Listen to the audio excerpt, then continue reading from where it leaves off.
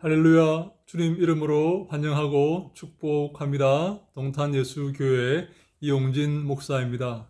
하나님의 사랑하심과 자비하심이 여러분들의 삶에 넘치기를 간절히 소망합니다.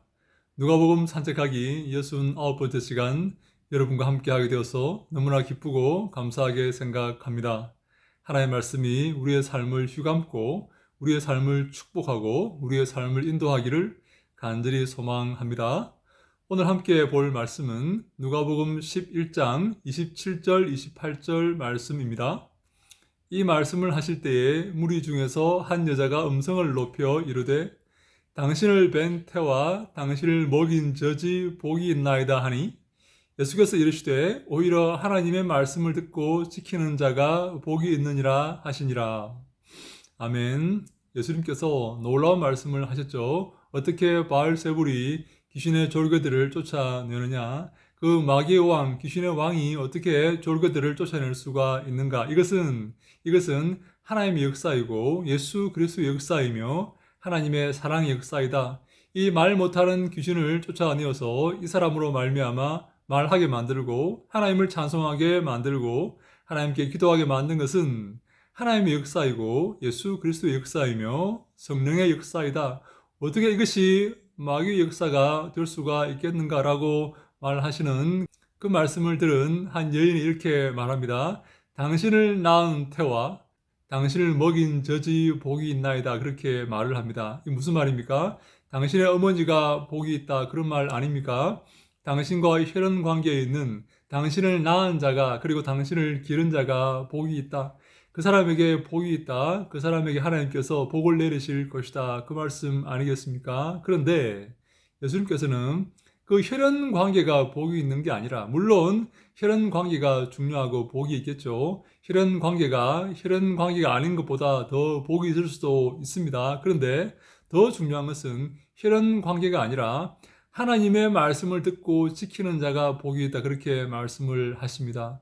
무슨 말입니까? 새로운 혈연 관계가 구성되었다. 새로운 가족이 구성되었다. 새로운 나라의 백성이 구성되었다. 새로운 나라가 만들어졌다는 그런 말씀 아니겠습니까? 이전의 나라는 어떤 나라입니까? 혈연과 지연과 학연과 이것으로 묶여있는 그러한 나라죠. 같은 인종과 같은 식구들과 같은 친구들과 그렇게 묶여있는 나라였다면 이제 새로운 나라가 열렸습니다. 어떤 나라입니까? 천국입니다. 천국. 하나님의 나라입니다. 그 나라의 특징이 있어요. 그 나라는 어떤 특징으로 묶여 있습니까?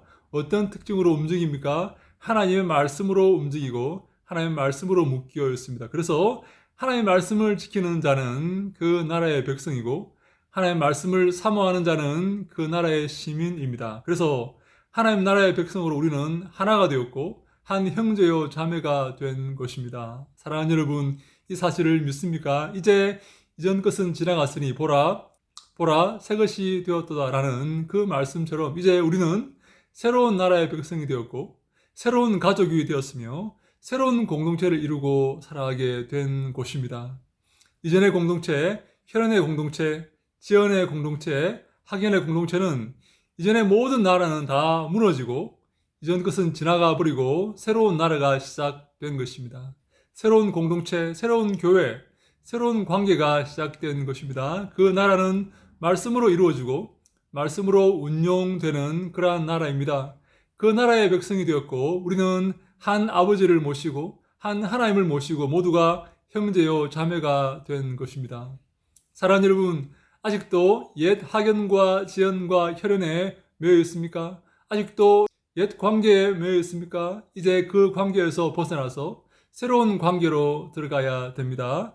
하나님의 말씀으로 말미암아 세워지는 그 나라, 그 천국의 시민이 되어야 됩니다. 그래서 하나님의 말씀을 지키고 그 말씀을 듣는 모든 사람이 그 나라의 식구이고 그 나라의 시민이 되는 것이죠. 그래서 우리는 하나님의 말씀으로 묶여있고 서로 형제요 자매가 되는 것입니다. 사랑하는 여러분, 새로운 마음으로 살아가시기 바랍니다. 이제 점점 옛 나라는 옛 학연과 지연과 혈연 이딴 것으로 묶여있는 옛 나라는 하나씩 없어져 가고 새로운 나라의 삶을 살아야 됩니다. 새로운 나라의 백성으로 새로운 마음으로 새 힘으로 새 능력으로 예수 그리스도의 말씀으로 하나님 나라의 백성이 되어서 살아가야 되는 것입니다. 이제 우리 아버지는 하나님 아버지이시고 우리를 인도하시는 이는 예수 그리스도이십니다. 그 말씀을 듣고 그 명령을 따르고 자기를 부인하고 십자가를 지고 예수 그리스도의 뒤를 따라서 하나님의 거룩한 백성, 참된 백성이 되어서 주님께 칭찬받는 우리 모두가 다 될 수 있기를 간절히 소망합니다. 아직도 옛 계명과 옛 관계와 옛 굴레에 매여 있는 사람들은 이제 새로운 계명과 새로운 관계와 새로운 나라로 들어오셔야 됩니다. 그 나라는 하나님 말씀으로 이루어집니다. 말씀을 지킬 때, 말씀을 사모할 때, 그 말씀을 듣고 순종할 때 그 나라의 백성이 되는 것입니다. 여러분들 말씀을 주의하십시오. 말씀을 잘 들으십시오.